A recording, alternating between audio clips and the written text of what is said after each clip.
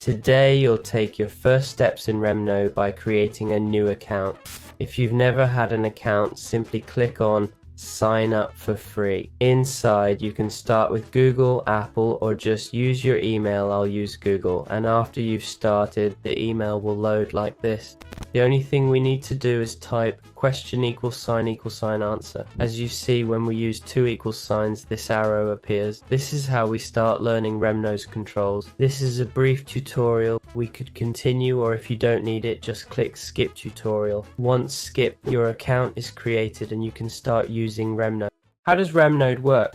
Right now you're seeing the main menu of the app. Let's explore all the options it offers for efficient note-taking and studying. First, notice the menu on the left. We'll go through each sub-menu and its sections. The All Nodes section shows all your created notes, documents, folders, and tags. We've covered this in other videos, but here you can also upload files like PDFs or PowerPoints or paste YouTube link. You can upload directly or create a new document using the top right button. Next we have a section for today's notes or creating new notes for today.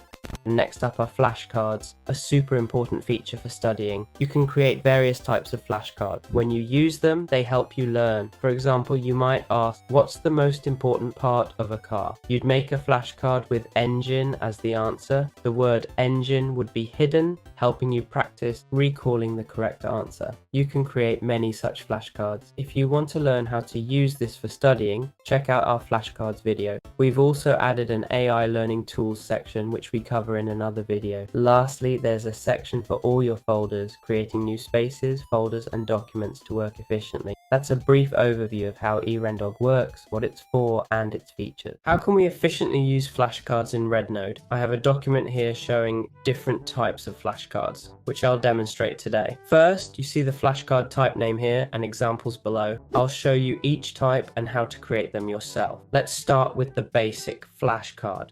What's its purpose? Well, you put a word in front, then an arrow, and the words answer. How do we insert this arrow? How do we make this arrow appear? Simply type equals twice and the arrow will point right. This hides the section on the right side. In the preview, you see good morning, and the hidden part, click show answer to reveal it. Next, we have this one, which is the same but in reverse. How do we do the same thing but in reverse? Well, instead of using equal and equal, we use less than symbols. This makes the arrow point left, hiding the second word instead of the first. As you can see, this is how all flashcards work. First, it shows you one side, then the other, allowing you to study. To give you an idea, it initially hides this part. When I click Show Answer, we have this answer section here. This way, the program learns what you need to reinforce more or less with these flashcards. The next flashcard is Target Concept. It does the same as above, but for both sides. Sometimes it'll hide the front, other times the back. This one's simple to add. Just put 2 colons here and it'll show up like this and this. So what happens then?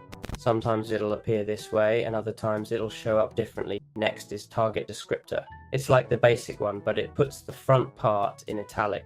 How do you add this one? You use semicolons, semicolons. Next is Target Declose. These cards hide the bold word. If I show an example, you can see it's hiding the word I put. How do we do this? Just put 2 brackets, add the word, and that's it.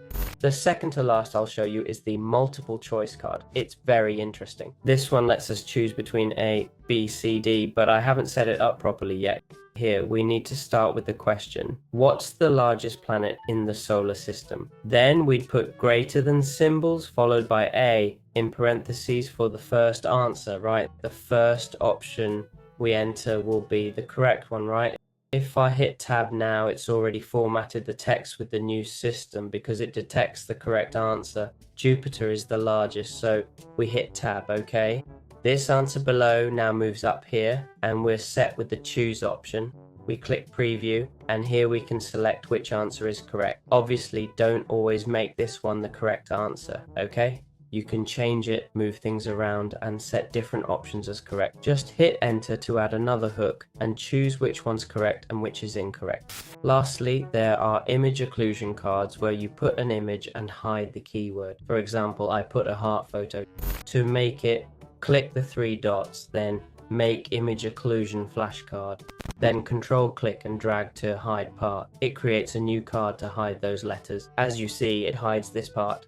We say which is correct, and the flashcard is done. Simple. So these are all the flashcards you have. In the flashcards section, you'll see stats on your progress, which ones you fail most, which ones you do best. Practice them to study more efficiently for any exam. Let's check out those AI options added to Red Dot and see how they can help with our task. First, we'll try creating cards. As you can see, we have all these functionalities available. We've got PDF summaries, YouTube reading, text to card, and more. We've got everything here to have a blast. So let's see how this guide works and if it can really help us. The first thing we'll do is input some text from all this information taken from our notes, right? Let's see if it can generate flashcards for us, okay? As you can see, it's already starting with the flashcards. So far, it seems to have only made basic flashcards. It hasn't created any complex flashcards yet, but hey, it did make the flashcards and it used all the content I provided. So pretty good for a first attempt. So if you want to make some quick flashcards there to study quickly without having to make them by hand, it can be really useful. And it seems we can also have it make a quiz. Besides cards, it can generate multiple choice quizzes. Now, after giving it a different flashcard, well, different info to make the flashcards, it's supposed to create a multiple choice. Now, let's see if it works. I don't get why it says it made an EIA quiz, because it hasn't made a multiple choice quiz, or I'm not seeing it honestly. So for now, it hasn't really done it. Weird YouTube card. Let's see if this one works. Let's see how it does. Let's hit create. This is our Evernote tutorial. Another app for taking different notes, not for studying CRM more, but let's see if it really pulls the info. Oh my goodness, right? I can't believe it. Everything I say is spot on. What an amazing script, right? Well, it seems to be doing quite well. Let's see. Sharing for the sake of sharing, this option is pretty incredible. I really liked it because it does all this for you. And you can easily extract info from any video and have it written out clearly. I mean, wow, we could keep making cards here all day. But I just want to try the YouTube quiz lastly, which should make a quiz automatically with this info. So, all right, today I'm supposedly doing highlight. Oops, we ran out of tokens. But honestly, the YouTube one and the AI cards creator, pretty incredible. This way you can create with AI in a much simpler manner all of your cards. So now you know how to use AI with this tool easily, right? Let's see how we can organize efficiently within RemNote. We'll click create to make a folder, document, or upload a file. We'll create a document which gives us various options. We can share docs, add favorites, and export or print them. The key is to title it like notes and explore options. We have bullet notes for basic note taking and lists like a shopping list to check off completed items. I'll use bullet notes to show you a simple organizing method. First, let's look at how the program works. You'd have the first section here. I'd write the first part of the subject I'm working on, and within sections, there are often subsections. We hit enter, and to create subsections within this section, we simply press tab. As you can see, it's quickly creating that subsection, just like what you're seeing on screen. Now we just need to type something. I hit enter, still in the subsection. If I hit it again, I stay in the subsection. This can go on. And if I hit enter twice, I automatically exit the subsection. The thing is, within these sections, these rems, they're all rems. I can create documents. I just click zoom, save for bullet notes. Then up here on the right, I click the 3 dots, hit pin to sidebar, and I've instantly turned this into a document. If I exit and return to points, this is automatically marked as a document, as you can see. I can do this with any item I want. I can also pin it to the sidebar, turning it into a document. We now have one document, another document, and in the admin section, we can click turn into document at the top. We've made it a document and can change its icon. For example, if we use the folder icon, it becomes a folder with different sections inside. If I click here, I hide these sections. Clicking open shows or hides all subsections. Some useful tips. For example, if we type administration, I'd imagine we write several lines here and type administration. I'll show you how to create a link that finds all sections containing that word administration.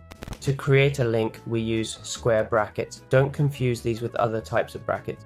We use them twice to create a new link. We'll put the name we want for the link. When we click it, it'll automatically find all references to this name in our notes, quickly locating every place we've saved this word. This also works in documents. As you can see here, I have an admin view that finds references from various documents. It's useful for managing multiple documents on the same topic.